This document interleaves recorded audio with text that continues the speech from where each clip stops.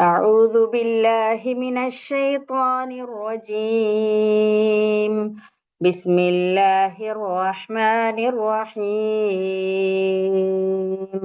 يا أيها الذين آمنوا كتب عليكم الصيام كما كتب على الذين من قبلكم لعلكم تتقون أياما معدودات فمن كان منكم مريضا أو على سفر فعدة من أيام أخر وعلى الذين يطيقونه فدية طعام مسكين فمن تطوع خيرا فهو خير له وأن تصوموا خير لكم إن كنتم تعلمون.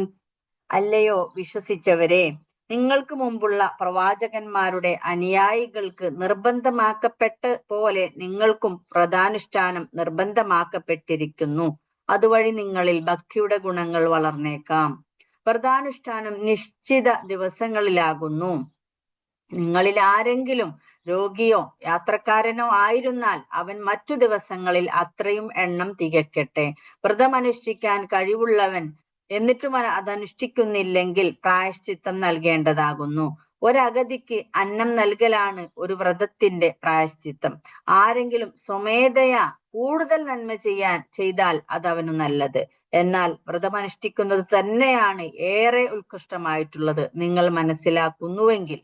أعوذ بالله من الشيطان الرجيم بسم الله الرحمن الرحيم الحمد لله والصلاة والسلام على رسول الله وعلى آله وأصحابه أجمعين أما بعد رب اشرح لي صدري ويسر لي أمري واحلل عقدة من لساني يفقهوا قولي. സഹോദരന്മാരെ, അസ്സലാമു അലൈക്കും വറഹ്മത്തുള്ളാഹി വബറകാതുഹു. കരുണാവാരിധിയായ റബ്ബ് നമ്മുടെ കൂടിയിരുത്തം ഒരു സ്വാലിഹായ അമലായി സ്വീകരിക്കുമാറാകട്ടെ. പരലോകത്ത് നമ്മുടെ കർമ്മങ്ങൾ തൂക്കപ്പെടുമ്പോൾ നമ്മുടെ നന്മയുടെ തട്ടിൽ കനം തൂങ്ങുന്ന അമലായി അള്ളാഹു ഈ ഉദ്യമത്തെ സ്വീകരിക്കുമാറാകട്ടെ. അതുപോലെ തന്നെ പഠിക്കുന്ന വിജ്ഞാനം ജീവിതത്തിൽ പകർത്തി പരലോക വിജയം കരസ്ഥമാക്കുന്ന ഭാഗ്യവാന്മാരിൽ അള്ളാഹു നമ്മെ ഏവരെയും ഉൾപ്പെടുത്തുമാറാകട്ടെ.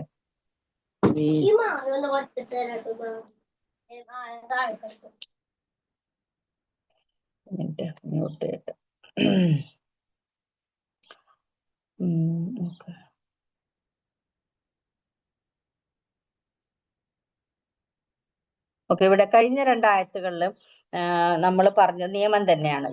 കുത്തിബ അലൈക്കും എന്ന് പറഞ്ഞിട്ട് തന്നെയാണ് കഴിഞ്ഞ രണ്ട് ക്ലാസ്സുകളിലും നമ്മൾ സംസാരിച്ചത്.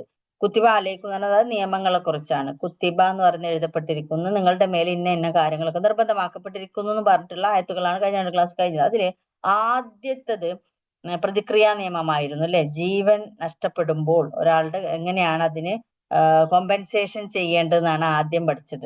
ഖിസാസ് പ്രതിക്രിയാ നിയമത്തെ കുറിച്ച്. അതിനുശേഷം വന്ന ആയത്ത് എന്തായിരുന്നു? വസിയത്ത്. ഒരാൾ മരിക്കുമ്പോൾ വസിയത്ത് ചെയ്യുന്ന രീതി. നിങ്ങളുടെ ധനം ബാക്കിയായി മരിച്ചു പോകുന്ന ആളുകളുണ്ടല്ലോ, അവരുടെ ധനം വസിയത്ത് ചെയ്തുകൊണ്ട് തന്നെ നിങ്ങൾ മരിച്ചു പോകണം എന്ന് പറഞ്ഞുകൊണ്ടുള്ള ആയത്താണ്. ആ വസിയത്തിൽ അവർ മാറ്റം വരുത്തി കഴിഞ്ഞാൽ അള്ളാഹുവിന്റെ ശിക്ഷയെക്കുറിച്ചും എവിടേക്കാണ് മാറ്റം വരുത്താൻ നമുക്ക് ചർച്ച ചെയ്തിട്ടത് മാറ്റം വരുത്താൻ എന്നൊക്കെ തരത്താണ് കഴിഞ്ഞ ക്ലാസ്സിൽ പറഞ്ഞത്. ഇന്ന് പറയുന്നത് നോമ്പുമായി ബന്ധപ്പെട്ട കാര്യങ്ങളാണ്. അപ്പൊ നമ്മൾ പൊതുവെ ഈ ആയത്തിന്റെ ഒരു സീക്വൻസ് നോക്കിക്കഴിഞ്ഞാൽ ആദ്യം പറഞ്ഞത് പ്രതിക്രിയ. ഒരാൾ മറ്റാളെ കൊല്ലുമ്പോൾ, കൊല എന്ന് പറയുന്നത് ക്രിമിനൽ നിയമമാണ് അല്ലെ. ക്രൈമാണത് കൊല എന്ന് പറയുന്നത്. അപ്പൊ ക്രിമിനൽ നിയമമാണ് ആദ്യം പറഞ്ഞത്. പിന്നെ ക്രിമിനൽ നിയമം ബാക്കി അതിന്റെ കണ്ടിന്യൂഷന് ഇപ്പൊ നമ്മൾ നോർമലി ഏതൊരു ബുക്കാണെങ്കിലും നമ്മൾ എങ്ങനെയാണ് അതിന്റെ ഒരു ലെസൺസ് നമ്മൾ അതിനെ കാറ്റഗറൈസ് ചെയ്യുക എങ്ങനെയാണ്, അതിനെ ഒരു ഗ്രൂപ്പ് ആക്കൽ എങ്ങനെയാ. അപ്പൊ സമ്പത്തുമായി ബന്ധപ്പെട്ട എല്ലാ വിഷയങ്ങളും ഒരു കൂട്ടത്തിൽ കൊടുക്കും. അത് കഴിഞ്ഞിട്ട് നമ്മൾ പിന്നെ ഒരു മനുഷ്യന്റെ കൊലയാണെങ്കിൽ മനുഷ്യനെ ഹനിക്കുമ്പോൾ എന്തൊക്കെ ചെയ്യണം അതുമായി ബന്ധപ്പെട്ട് ഉള്ള എന്തായാലും മോഷണം, അങ്ങനത്തെ ക്രിമിനൽ നിയമങ്ങൾ മൊത്തത്തിലാണ് ഒരു പാഠത്തിൽ കൊടുക്കുക അല്ലെ. ഇതിപ്പോ കൊല എന്ന് പറയുന്ന ആ ക്രൈം കഴിഞ്ഞതിന് ശേഷം പിന്നെ ശരിക്കും എന്താ പറയേണ്ടത്? പിടിച്ചു പറയും, മോഷണം പോലെയുള്ള കാര്യങ്ങൾ അതിന്റെ ബാക്കിൽ ബാക്കിയുള്ള ക്രിമിനൽ നിയമങ്ങളാണ് വരേണ്ടത്. ഇതങ്ങനെയല്ല, ഖുറാന്റെ രീതി അങ്ങനെയല്ല വന്നിട്ടുള്ളത്. മറിച്ച് അതിന് ശേഷം ആ മരിച്ചു കഴിയുമ്പോൾ എന്തൊക്കെ സ്വത്ത്, പിന്നെ അതായത് പിന്നെ സാമ്പത്തികമാണ് വരുന്നത്. ജീവൻ കഴിഞ്ഞിട്ട് പിന്നെ സാമ്പത്തികമാണ് വന്നത്. പിന്നെ നിങ്ങൾ നോക്കൂ, അത് കഴിഞ്ഞിട്ട് കുത്തിബാലയ്ക്കും വന്ന എന്താണ്? ആരാധനയാണ് വന്നത്. നിയമം, ഇത് നോമ്പിനെ പറ്റി പറയുന്ന ആയത്താണ്. കുത്തിബാലയ്ക്കും സിയാം നോമ്പ്. അപ്പൊ ഈ 3 കാര്യങ്ങൾ നോക്കിയാണ് പ്രതിക്രിയാ നിയമം കഴിഞ്ഞിട്ട് ഒരു സിവിലിയൻ നിയമമാണ്. സമ്പത്തിന്റെ കുറിച്ചാണെങ്കിലും അതെന്താണ്? ഒരു സിവിലിയൻ നിയമമാണ്, ക്രൈം അല്ല. അതിനുശേഷം ഒരു ആരാധനാ നിയമമാണ് വന്നത്. അപ്പൊ ഖുറാനിന്റെ മൊത്തത്തിൽ നമ്മൾ നോക്കുകയാണ്. ഒരിക്കലും നമ്മൾ ഖുറാനെ മറ്റു പുസ്തകങ്ങൾ വായിക്കുന്ന പോലെ, മറ്റു പുസ്തകങ്ങൾ കാറ്റഗറൈസ് ചെയ്ത പോലെ ഒരു സബ്ജക്ട് മൊത്തം ഒരു പുസ്തകം, ഒരു പാഠം, അങ്ങനെയല്ല ഖുറാന്റെ ഒരു രീതി എന്ന് പറയുന്നത്. അത് മേ ബി നമുക്കൊരു വായിക്കുമ്പോൾ സുഖത്തിനൊക്കെ അത് നല്ലതാണ്. നിയമങ്ങളൊക്കെ ഒരു പാഠത്തിൽ കൊടുക്കുക, അത് കഴിഞ്ഞിട്ട് പിന്നെ അങ്ങനെ ചെയ്യാം. പക്ഷെ ഈ ഖുർആൻ എന്തിനെയാണ് ഊന്നൽ കൊടുക്കുന്നത്? ഖുർആൻ കൊടുക്കുന്ന ഊന്നൽ എന്ന് പറയുന്നത് വായനക്കാരന്റെ സുഖത്തിനോ അതിന്റെ രസത്തിനോ അല്ല, മറിച്ച് ആ സംസ്കരിക്കപ്പെടുന്ന ഒരു സമൂഹത്തിൽ അത് സാമൂഹിക സുസ്ഥിതി, ഒരു സമൂഹത്തിൽ ശരിയായ രീതിയിൽ സുസ്ഥിതി വരണമെങ്കിൽ എങ്ങനെ ഓർഡർ ആക്കണം എന്നുള്ളതാണ് ഖുറാന്റെ ഊന്നൽ എന്ന് പറയുന്നത്. അപ്പൊ ഇവിടെ നമ്മൾ മനസ്സിലാക്കേണ്ടത്, ഈ ഈ ആയത്തിന്റെ വാക്കർത്ഥം ഞാൻ പറയാം. അതിനു മുന്നേ ഈ ആയത്ത് എന്തുകൊണ്ട് ഇവിടെ വന്നു എന്നാണ് പറഞ്ഞുകൊണ്ടിരിക്കുന്നത്. ഇത് നോമ്പിനെ കുറിച്ചും, നോമ്പ് ഒരാൾ വിട്ടു കഴിഞ്ഞാൽ അയാൾക്ക് മറ്റു ദിവസങ്ങളിൽ അത് പൂർത്തിയാകരിക്കണമെന്നും, പൂർത്തിയായി കഴിഞ്ഞാൽ ഫിദിയ കൊടുക്കണമെന്നും, എന്നൊക്കെ രോഗിയായി കഴിഞ്ഞാൽ ചെയ്യേണ്ടെന്നുള്ളതാണ് ഈ 2 ആയത്തിൽ പറയുന്നത്. അപ്പൊ ഇവിടെ പറഞ്ഞത്, ആദ്യം പറഞ്ഞ ക്രിമിനൽ നിയമം, രണ്ടാമത് പറഞ്ഞ വസിയത്ത്, മരിക്കുമ്പോൾ നിങ്ങൾ നിങ്ങളുടെ സ്വത്ത് എങ്ങനെയെന്നുള്ളതിന് അതിന്റെ കണക്ഷൻ എങ്ങനെയാന്ന് വെച്ചാല്, ആ ഒരു വ്യക്തി ഫസ്റ്റ് ആയത്ത് പറഞ്ഞ കൊല ചെയ്യുമ്പോൾ ഒരു വ്യക്തി മരിക്കുകയാണല്ലോ ചെയ്യുന്നത്. അങ്ങോട്ട് പ്രതിക്രിയാം നിയമം എന്ന് പറയുന്നത് ഒരാൾ കൊല്ലുമ്പോൾ നിങ്ങൾ അയാളെ തന്നെ കൊല്ലണം എന്നാണ് ആദ്യത്തെ നിയമം പറഞ്ഞത്. അപ്പൊ ആ ഒരു വ്യക്തി ഇവിടെ മരിക്കുകയാണ്, മരണം. അപ്പൊ ആ മരിക്കുന്ന സമയത്ത് മരണപ്പെടുന്ന വ്യക്തിക്ക് ആദ്യം കോമ്പൻസേഷൻ ആണ് പറഞ്ഞത്, അല്ലെ? കോമ്പൻസേറ്റ് ചെയ്യുന്നത് പറഞ്ഞു, എങ്ങനെയാണ് അതിന് പ്രതികാര നിയമം ചെയ്യുന്നത്. പിന്നെ ആ വ്യക്തി മരിക്കുന്ന സമയത്ത് അയാൾ ധനം ബാക്കിയായി പോവുകയാണെങ്കിൽ ആ ധനം എന്ത് ചെയ്യണം എന്നുള്ളതിലേക്കാണ് അടുത്ത ആയത്ത് ഊന്നിയത്, അല്ലെ? ആ മരിക്കുന്ന സമയത്ത് ഒരു മനുഷ്യൻ മരിക്കുന്ന സമയത്ത് ധനം ബാക്കിയാകുമ്പോൾ നിങ്ങൾ ഇങ്ങനെ വസിയത്ത് നേരത്തെ ചെയ്യണം എന്നൊക്കെ പറഞ്ഞിട്ടാണ് ചെയ്യുന്നത്. പിന്നെ മൂന്നാമത് പറയുന്നത് ഒരു ആരാധനാ നിയമമാണ്. അപ്പോ ഇവിടെ ആരാധനാ നിയമം പറയുന്നത് അതും നോമ്പിനെ കുറിച്ചാ പറഞ്ഞത്. ശരിക്കും നോമ്പിനെ കുറിച്ച് പറയേണ്ടത് എവിടെയാണ്? ഇസ്ലാമിലെ ഇസ്ലാം കാര്യങ്ങളായ 5 കാര്യം, നിസ്കാരം, നോമ്പ്, സക്കാത്ത്, ഹജ്ജ്, അതിലൊന്നായിട്ടാണ് നമ്മൾ നോമ്പിനെ ഖുറാനിൽ പറയേണ്ടതെന്നാണ് നമ്മൾ വിചാരിക്കുക. പക്ഷെ ഇവിടെ അള്ളാഹ് പറയുന്നത് ഈ 2 നിയമത്തിന് ശേഷം സിയാമിനെ കൊണ്ടുവരാൻ കാരണം, ഇവിടെ ഈ നിയമങ്ങൾ ഇപ്പോ ഒരു അള്ളാഹ് ഇങ്ങനെ പറയണം, കുറേ നിയമങ്ങൾ പറഞ്ഞതിന് ശേഷം, ഒരു ചാപ്റ്റർ കഴിഞ്ഞതിന് ശേഷം അടുത്തത് പിന്നെ കുറേ എന്താ പറയാ ആരാധനകളെ കുറിച്ച് ഇസ്ലാം കാര്യം മൊത്തം ഒരു ഖുർആനിൽ ഒരു ചാപ്റ്ററിൽ പറയാ. അങ്ങനെയാണെങ്കിൽ എന്താ സംഭവിക്കാന്ന് വെച്ചാല് നമുക്ക് മനസ്സിലാവണം. ഇപ്പൊ നിയമങ്ങള് പറയാൻ എളുപ്പമാണ്, അല്ലെ? ഏതൊരു രാജ്യവും ഒരുപാട് നിയമങ്ങൾ ഉണ്ടാക്കാനും അത് പറയാനും അതിങ്ങനെ ആക്കാനൊക്കെ ആർക്കും എളുപ്പമുള്ള കാര്യമാണ്. ഇപ്പൊ നമ്മൾ കേരളത്തിൽ തന്നെ പറയുകയാണെങ്കിൽ, ഇപ്പൊ ഇത് ഞാൻ തഫ്സീറുള്ള കാര്യം തന്നെയാണ് പറയുന്നത് കേട്ടോ. കേരളത്തിൽ തന്നെ പറയുകയാണെങ്കിൽ ഒരുപാട് നിയമങ്ങളുണ്ട്. ക്രിമിനൽ നിയമമായിട്ടുണ്ട്, സിവിലിയൻ നിയമങ്ങളായിട്ടുണ്ട്. പക്ഷേ അത് പാലിക്കുന്നവർ വളരെ കുറവാണ്. അത് നടപ്പിൽ വരുത്തുക, പ്രായോഗിക രംഗത്ത് അത് നടന്നു പോവുക എന്നുള്ളത് വളരെ ചുരുക്കമായിട്ടാണ് നമ്മൾ കാണുന്നത്, അല്ലെ? പിന്നെ കൊല്ലുന്ന ആളുകളൊക്കെ സുഖമായിട്ട് നടക്കണം. അപ്പൊ ഇവിടെ എന്തുകൊണ്ട് ഇസ്ലാമിലും മേ ബി അങ്ങനെ കുറേ നിയമങ്ങൾ ഒരുമിച്ച് പറഞ്ഞിട്ട് നമുക്ക് ഇതൊക്കെ നിങ്ങൾ പാലിക്കണം എന്നങ്ങ് പറഞ്ഞാൽ മതിയായിരുന്നു. പക്ഷെ അള്ളാന്റെ ഒരു ഹിക്കമത്ത് നിങ്ങൾ നോക്കൂ.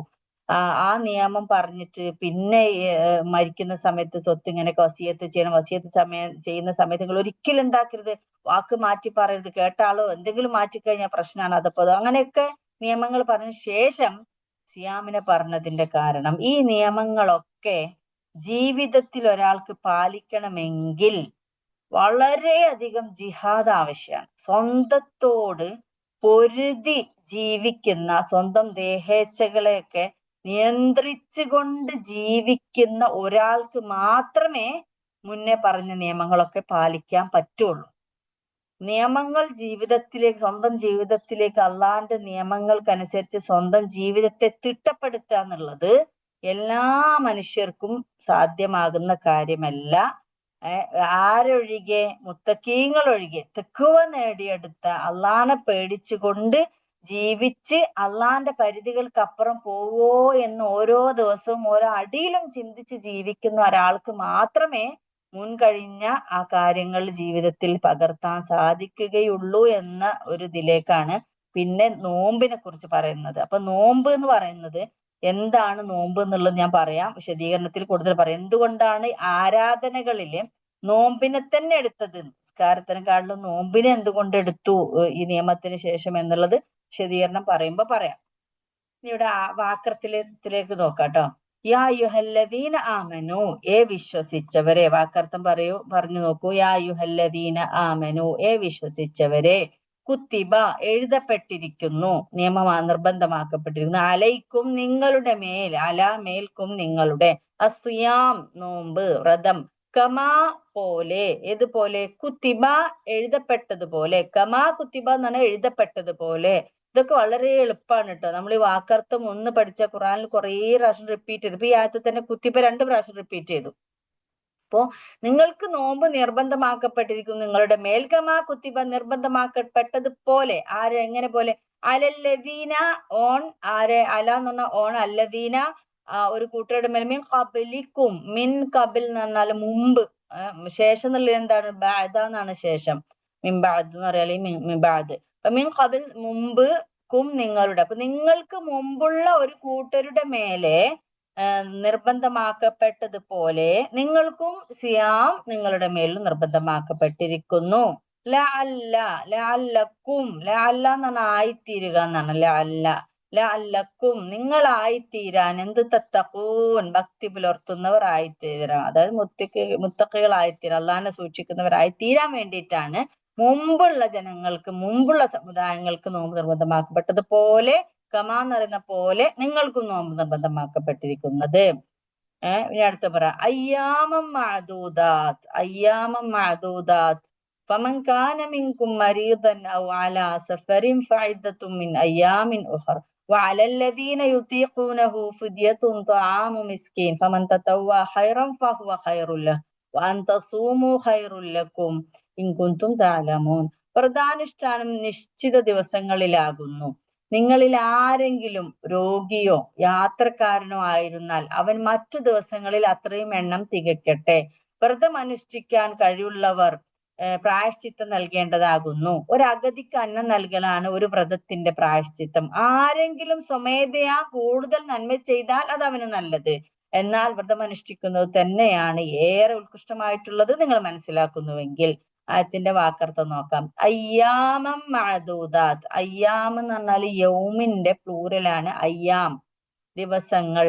മഅദൂദാത്ത്, മഅദൂദാത്ത് എന്ന് പറഞ്ഞാൽ എണ്ണപ്പെട്ട. അദദ് എന്ന് പറഞ്ഞില്ലേ, അദദ് സിനീന എന്നൊക്കെ പറയാം. അദദ് എന്ന് പറഞ്ഞാൽ കൗണ്ടിനാ പറയാ, എണ്ണം.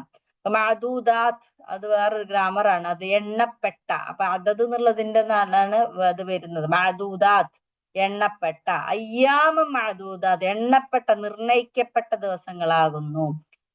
ഫമൻ കാന മിൻകും, ഞാൻ അള്ള നിർണയിക്കപ്പെട്ട ദിവസങ്ങളിലാണല്ലോ സിയാമ് നോൽക്കേണ്ടത്. അങ്ങനെയാണല്ലോ അള്ള പറയുന്നത്.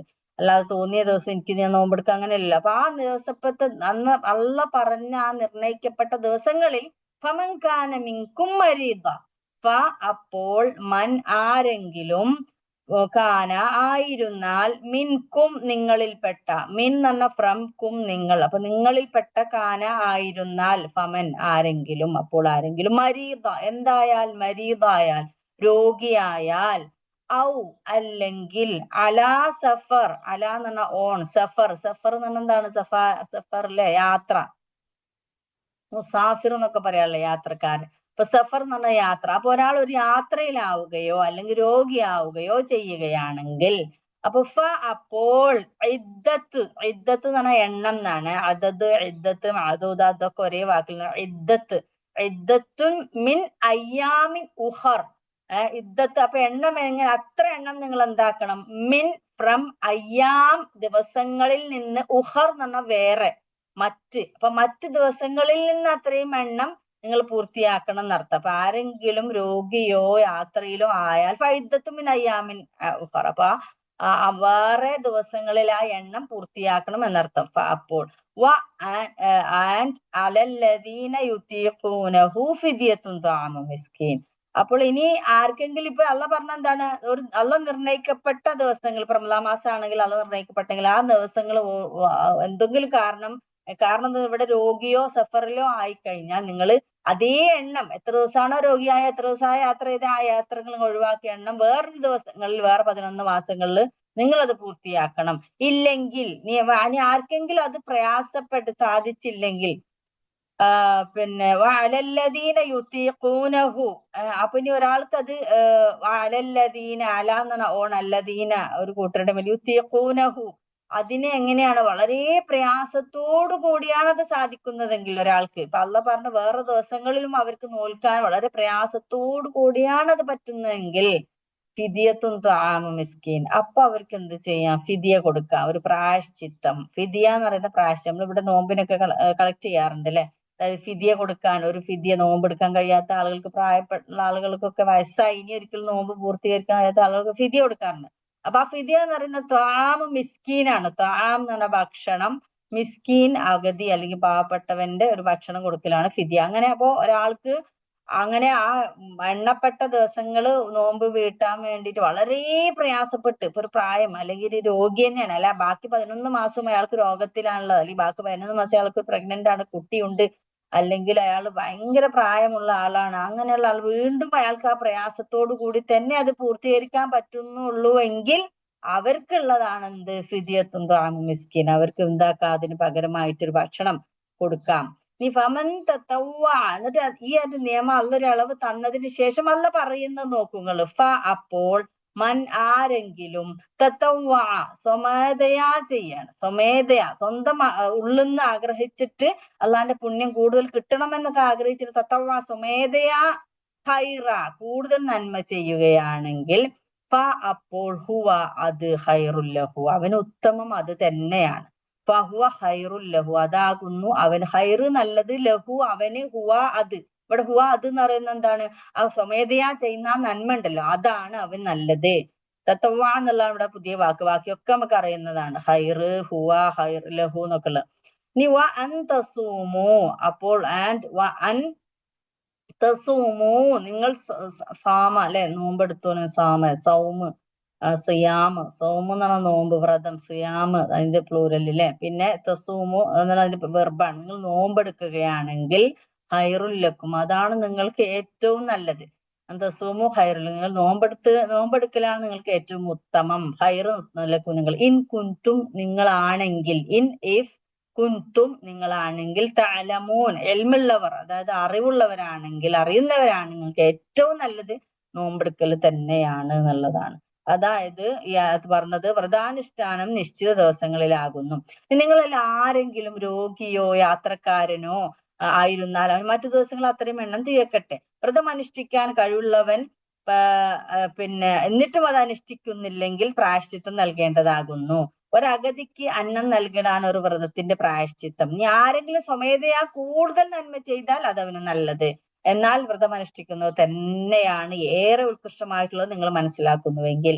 ഇവിടെ പിന്നെ ഇവിടെ പറഞ്ഞില്ലേ നോമ്പ് അനുഷ്ഠിക്കാം. അപ്പൊ ആദ്യം അള്ള പറഞ്ഞ എന്താണ്, നിങ്ങൾ വേറെ ദിവസം നോമ്പെടുക്കണം. നോമ്പെടുക്കാൻ രോഗിയോ യാത്രക്കാരനോ ആയ വേറെ നോമ്പെടുക്കും. ഇനി അത് നിങ്ങൾക്ക് പറ്റിയില്ലെങ്കിൽ, അത് നിങ്ങൾക്ക് ഭയങ്കര പ്രയാസപ്പെട്ട് കഴിഞ്ഞ് നിങ്ങൾക്ക് വേണമെങ്കിൽ ഫിദിയ കൊടുക്കാം. പക്ഷെ എന്നിട്ട് പറയുന്നത് എന്താണ്, ഫമൻ തത്തവ ഹൈറൻ ഫഹുവ ലഹു ഫഹുവ ഹൈറുൽ ലഹു, അതായത് നിങ്ങൾ എന്നിട്ട് അതിനേക്കാളും കൂടുതൽ ചെയ്യാൻ നിങ്ങൾ ആഗ്രഹിക്കും. ഇപ്പൊ ഒരാൾക്ക് ഫിദിയത്തും ത്വാമും മിസ്കീൻ എന്നാ പറഞ്ഞ, അപ്പൊ ഒരു നോമ്പിന്റെ പ്രായശ്ചിത്തം എന്ന് പറയുന്ന ഒരു അഗതിക്ക് ഭക്ഷണം നൽകലാണ്. അതാണ് അള്ളാന്റെ മിനിമം കണ്ടീഷനാണ് അത് പറയുന്നത്. ഇതെങ്കിൽ നിങ്ങൾ കൊടുക്കണം. ഒരാൾക്ക് തീരെ സാമ്പത്തിക സ്ഥിതി ഇല്ലെങ്കിൽ മിനിമം കൊടുക്കേണ്ടതാണ്. പക്ഷെ ഒരാൾക്ക് നല്ല സാമ്പത്തിക സ്ഥിതി ഉണ്ട്, പക്ഷെ അയാൾ പിന്നെ ഈ മിനിമം ചെയ്യേണ്ടതല്ല ചെയ്യേണ്ടത്. ഫമൻ തത്തവ്വ ഹൈറൻ, ആരെങ്കിലും സ്വമേധയാ കൂടുതൽ നന്മ ചെയ്യാൻ വിചാരിച്ചാൽ അതാണ് അയാൾക്ക് നല്ലത്. അതായത് ഇവിടെ പറയുന്നത്, ഇപ്പൊ ചില ആളുകൾ ചോദിക്കും, നമ്മൾ ഫിദിയ കൊടുക്കുമ്പോൾ ഒരാൾക്ക് ഒരു നേരത്തെ ഭക്ഷണം 100 കൊടുത്താൽ മതിയോ, 15 കൊടുത്താൽ മതിയോ, 25 കൊടുത്താൽ മതിയോ എന്നൊക്കെ ചോദിക്കാറില്ലേ, 100 200 കൊടുത്താൽ മതി അങ്ങനെ. അപ്പൊ അവിടെ പറയുന്ന നോക്കൂ, ഓരോരുത്തർക്ക് സ്വമേധയാ എനിക്ക് വേണ്ട കൂടുതൽ കൊടുക്കണം എന്നൊരാൾ വിചാരിക്കും, അയാൾ അങ്ങനെ ചെയ്യുന്നുണ്ടെങ്കിൽ അതാണ് ഏറ്റവും നല്ലത് എന്നാ പറയുന്നത് ഇവിടെ. പക്ഷെ അള്ള ഒരു മിനിമം വെച്ചിട്ടുണ്ട്. ഫിദിയ ത്വാമു മിസ്കീൻ ഒരു മിനിമം എല്ലാത്തിനും വേണമല്ലോ. ഏതൊരാളും എത്തിപ്പെടേണ്ട ഒരു ലൈനാണ്, ഒരു ലിമിറ്റാണ് മിനിമം ചെയ്യാന്നുള്ളത്. ഒരു നോമ്പിന്റെ പകരമാണ് മിനിമം അത് പൂർത്തിയാവണമെങ്കിൽ, കോമ്പൻസേഷൻ പൂർത്തിയാവണമെങ്കിൽ ഈ മിനിമം ചെയ്യണം. പക്ഷെ ഒരാൾക്ക് കൂടുതൽ ചെയ്യാൻ ആഗ്രഹം ഉണ്ടെങ്കിൽ അത് തന്നെയാണ് അയാൾക്ക് നല്ലത് തന്നെയാണല്ലോ പറയുന്നത്. നോക്കി നോക്കൂ.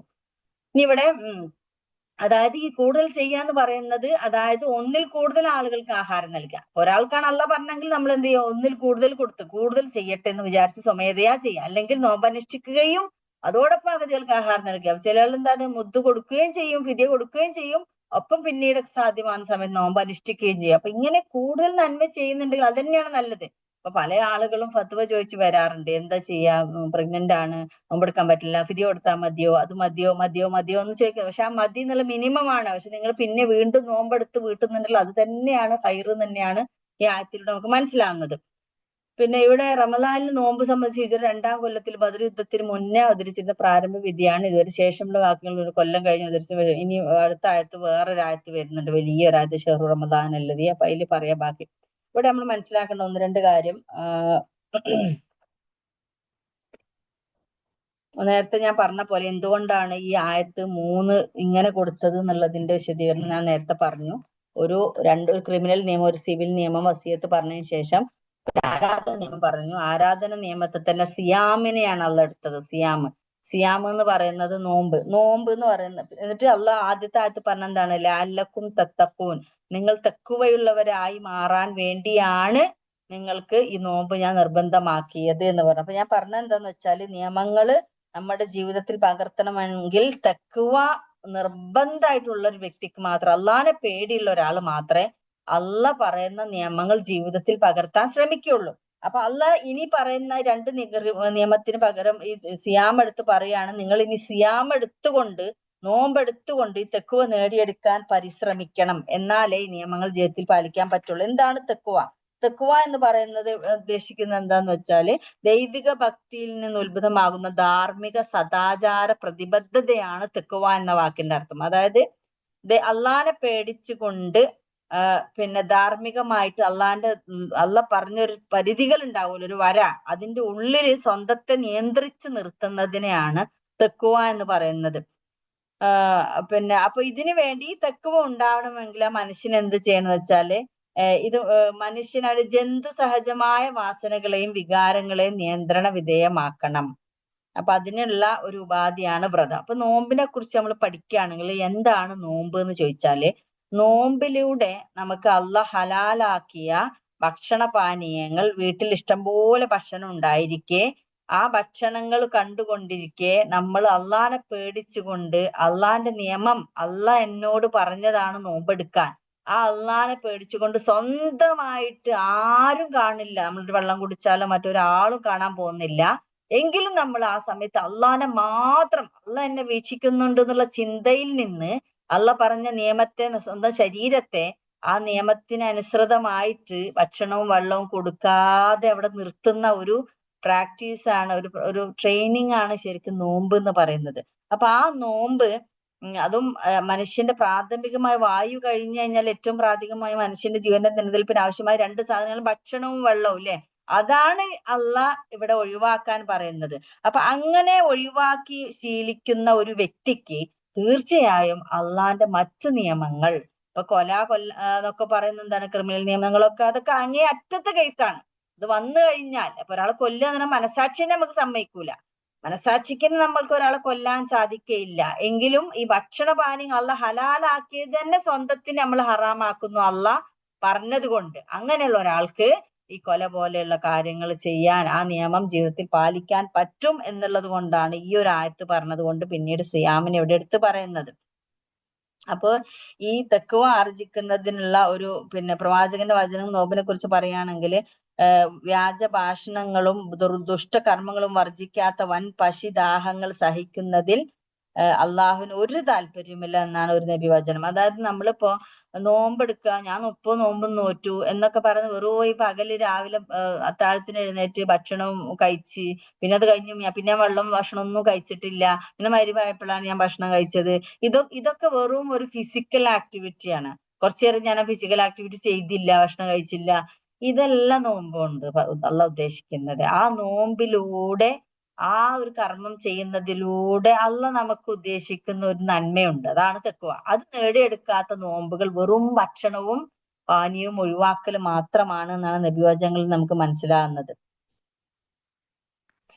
പിന്നെ ഇവിടെ പറഞ്ഞത് പൂർവ്വ സമുദായങ്ങൾക്കും നിയമം ഉണ്ടാക്കിയ പോലെ തന്നെയാണ് നമുക്കും ഈ നിയമം അള്ളാഹു നിർബന്ധമാക്കിയിരിക്കുന്നു എന്ന് പറഞ്ഞു. അപ്പൊ നമ്മൾ ഒരിക്കലും വിചാരിക്കേണ്ട നമുക്ക് മാത്രമുള്ള നിയമമാണ് എന്നുള്ള തരത്തില് പിന്നെ അതായത് പൂർവ്വ സമുദായങ്ങളിൽ ഈ നിയമം ചുമത്തിയിരുന്നു എന്ന് പറഞ്ഞുകൊണ്ട് മുസ്ലിങ്ങളെ ആശ്വസിപ്പിക്കുക, ഇത് പുതുതായി ആവിഷ്കരിച്ച് നമ്മുടെ ഉമ്മത്തിന് വേണ്ടി മാത്രം ഉണ്ടാക്കിയതല്ല എന്ന് കൂടി ഊന്നാനാണ് അങ്ങനെ വധാനുഷ്ഠാനം ചെയ്യപ്പെട്ട ദിവസങ്ങളാണ് പരാമർശം ഇവിടെ സാന്ത്വനത്തിന് വേണ്ടിയാണ് പറയുന്നത് എന്നർത്ഥം. ഇനി അടുത്ത ആയത്തിൽ പറഞ്ഞു, പിന്നെ നേരത്തെ അതിന്റെ വിശദീകരണം പറഞ്ഞതാണ്. ഇവിടെ ഫിദിയ കൊടുക്കാൻ പറഞ്ഞല്ലോ. ഫിദിയയുടെ പറയുന്നത് അതൊരു മിനിമം ആണ് ഫിദിയ. ആ ഫിദിയ മിനിമം കൊടുക്കുന്നതോടൊപ്പം ഒരാൾ കൂടുതൽ നന്മ ചെയ്യാൻ ഉദ്ദേശിച്ചു കഴിഞ്ഞാൽ അത് തന്നെയാണ് അയാൾക്ക് ഏറ്റവും നല്ലത്. അതുപോലെ തന്നെ ചില ആളുകൾ ചോദിക്കുന്ന കാര്യമാണ് ഫിദിയ കൊടുത്താൽ പിന്നെ നോമ്പ് വീട്ടണോ എന്നുള്ളത്. ഇപ്പൊ ഒരു കുട്ടി ഒരാൾ പ്രഗ്നന്റ് ആയി അപ്പൊ പാല് കൊടുക്കുന്ന സമയത്ത് നമുക്ക് ഈ ഒരു ഇളവുകൾ എടുക്കാൻ പറ്റിയ ടൈമാണല്ലോ. പ്രഗ്നൻസി, അതുപോലെ പാല് കൊടുക്കുന്ന ടൈം, അതുപോലെ രോഗം, യാത്ര, ഇതൊക്കെ അതിൽ പെട്ടത് തന്നെയാണ്. അപ്പൊ അവർക്ക് വീണ്ടും പ്രഗ്നന്റ് ആയി വീണ്ടും അടുത്ത നോമ്പിന് മുന്നേ വീട്ടാൻ പറ്റിയില്ല. അപ്പൊ അത്തരത്തിലുള്ള ആളുകൾക്ക് ആ സമയത്ത് ഈ അഗതിയുടെ ആഹാരം കൊടുത്തുകൊണ്ട് ആ ഒരു വർഷത്തെ നോമ്പ് നമുക്ക് ആ ഒരു സാഹചര്യത്തിൽ പ്രഗ്നൻസി കഴിയുന്നത് വരെ നമുക്ക് ഈ ഭക്ഷണം മാത്രം കൊടുത്താൽ മതി. എന്നാലും ഇപ്പൊ മരിച്ചു പോവുകയാണെങ്കിൽ അള്ളാഹിന്റെ അടുത്തുള്ള ആ മിനിമം വീട്ടാത്തതിന്റെ ആ മിനിമം അവിടെ കഴിഞ്ഞു അല്ലെ. നമ്മളിപ്പോ അടുത്ത ഇനി ഒരു റമദാനിക്ക് ആകുന്നതിന് മുന്നേ അല്ലെങ്കിൽ വീട്ടുന്നതിന് മുന്നേ മരിച്ചു പോയാലും ആ ഫിദിയ കൊടുത്തു കഴിഞ്ഞാൽ എന്താണ് അള്ളാഹിന്റെ അടുത്തുള്ളത് നമ്മൾ മുക്തിയായി. പക്ഷെ സ്റ്റിൽ ഇവിടെ പറയുന്നത് എന്താണ്, ഫിദിയ കൊടുത്താലും ഏറ്റവും നല്ലത് പിന്നീട് നിങ്ങൾ അത് വീട്ടുന്നത് തന്നെയാണ്. വാൻ തസൂമു ഖൈറുല്ലക്കും. നേരെ മറിച്ച് മറ്റ് അവസ്ഥകളിൽ അപ്പൊ പ്രായാധിക്യം കൊണ്ട് ഇനി ഒരിക്കലും പൂർവ്വസ്ഥിതിയിലേക്ക് പോവില്ല എന്നുള്ള തരത്തിലുള്ള ആളുകളില്ലേ. പ്രഗ്നൻസി ഇതൊക്കെ പോട്ടെ, രോഗമൊക്കെ പോട്ടെ, പിന്നെ മാറാരോഗം അല്ല പറയുന്നത്, സാധാരണ രോഗങ്ങളുടെ അവസ്ഥ മാറാൻ സാധ്യതയുണ്ടല്ലോ. പക്ഷെ ഈ പ്രായം എന്ന് പറയുന്നത് അത് നമുക്ക് തിരിച്ചു വരില്ലല്ലോ, പിന്നീട് ഒരു ആരോഗ്യം വരിക എന്നുള്ളത് സാധ്യമല്ല. അങ്ങനെയുള്ള ആളുകൾക്ക് ഫിദിയയിൽ തന്നെ അത് പൂർത്തീകരിക്കാൻ പിന്നീട് നോമ്പ് നമുക്ക് അത് ആവശ്യമില്ല. പക്ഷെ നേരെ മറിച്ച് തൽക്കാലത്തേക്കുള്ള രോഗങ്ങൾ, കാര്യങ്ങൾ, പ്രഗ്നൻസി, പാലൂട്ടൽ, ഇതൊക്കെ അങ്ങനെയുള്ള ആളുകൾക്ക് ആരോഗ്യം തിരിച്ചു കിട്ടുമ്പോൾ അത് കൊടുത്ത് വീട്ടുന്നത്, നോമ്പെടുത്ത് വീട്ടുന്നതാണ് നല്ലത്, ഉത്കൃഷ്ടമായിട്ടുള്ളത്. ഇൻകുന്തും തഅലമൂൻ ഇവിടെ പറയുന്നത്. ഇൻഷാ അല്ലാഹ് നമ്മുടെ ഈ സമയം ഇവിടെ കഴിഞ്ഞിരിക്കുകയാണ്. അടുത്ത ആയത്തും നോമ്പിനെ കുറിച്ച് തന്നെയാണ്. ഷഹ്റു റമദാൻ അല്ലദീ ഉൻസില ഖുർആൻ ഇറങ്ങിയ മാസം എന്ന് പറഞ്ഞിട്ടുള്ള വലിയൊരു ആയത്താണ്. അപ്പൊ അടുത്ത ക്ലാസ്സിൽ എടുക്കുക. സുബ്ഹാനകല്ലാഹുമ്മ ബിഹംദിക അഷ്ഹദു അൻ ലാ ഇലാഹ ഇല്ലാ അൻത അസ്തഗ്ഫിറുക വഅതൂബു ഇലൈക്. സുബ്ഹാന റബ്ബിക റബ്ബിൽ ഇസ്സത്തി അമ്മാ യസിഫൂൻ വസലാമുൻ അലൽ മുർസലീൻ വൽഹംദുലില്ലാഹി റബ്ബിൽ ആലമീൻ. ബിസ്മില്ലാഹിർ റഹ്മാനിർ റഹീം. വൽ അസ്ർ ഇന്നൽ ഇൻസാന ലഫീ ഖുസ്ർ ഇല്ലല്ലദീന ആമനു വഅമിലുസ് സ്വാലിഹാത്തി വതവാസൗ ബിൽ ഹഖ് വതവാസൗ ബിസ്സബ്ർ. ആമീൻ ബിറഹ്മതിക.